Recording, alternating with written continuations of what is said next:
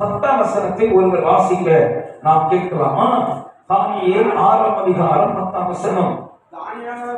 தானியேலோ என்றால் அந்த பத்திரத்துக்கு கையெழுத்து வைக்கப்பட்டது என்று அறிந்த போதிலும் தன் வீட்டுக்குள்ளே போய் தன் மேல் அறையிலே எருசலேமுக்கு நேராக பலகணிகள் திறந்திருக்க அங்கே தான் முன் செய்து வந்தபடியே தினமும் 3 வேளை தன் தேவனுக்கு முன்பாக முழங்கால் படியிட்டு ஜெபம் பண்ணி ஸ்தோத்திரம் பண்ணினான். அல்லேலூயா.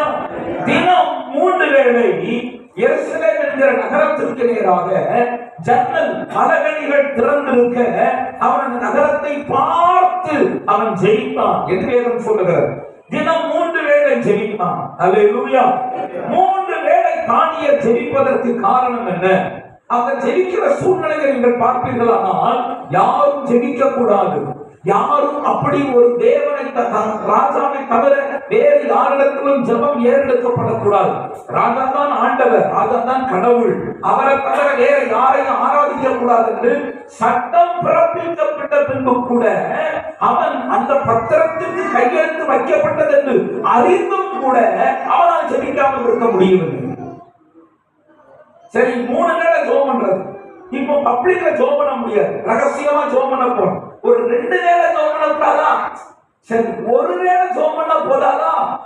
இல்ல, அவன் வழக்கத்தின்படியே ஜெபித்தான். அந்த வார்த்தையெல்லாம் ரொம்ப அழகா இருக்கிறது. வழக்கத்தின்படியே அவன் ஜெபித்தான். 3 வேளை அவன் ஜெபித்தான். எருசலேமை நோக்கி ஜெபித்தான்.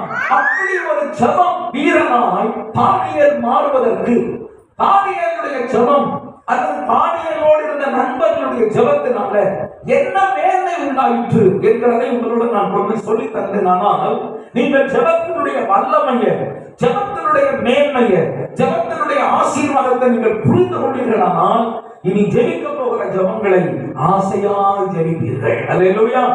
சோர்ந்து போகாம ஜெபம் பண்ணுவீங்க, வல்லமையா ஜெபம் பண்ணுவீங்க, வார்த்தைகளை தேவனிடத்துல கேட்டு ஜெபம் பண்ணுவீங்க, ஆவியில உற்சாகமா ஜெபம் பண்ணுவீங்க, பரிசுத்த ஆவியில நிரம்பி பரிசுத்த ஆவிக்குள் ஜெபம் பண்ண வேண்டும் என்று வேதம் சொல்கிறதுனால பரிசுத்த ஆவிக்குள் ஜெபிப்பீர்கள்.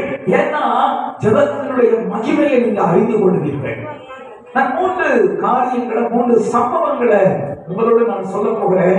ஜெபம் என்னவெல்லாம் செய்ய முடியும்? நம்முடைய வாழ்க்கையில ஆண்டவர் ஜெபத்தை ஒரு பெரிய ஆயுதமா வைத்திருக்கிறார். நான் சொல்லுவேன், ஆவிக்குரிய உலகத்துல superior weapon in the world, ஒரு உன்னதமான ஆவிக்குரிய அனுபவம், ஆவிக்குரிய ஆயுதம் என்னன்னா ஜெபம்.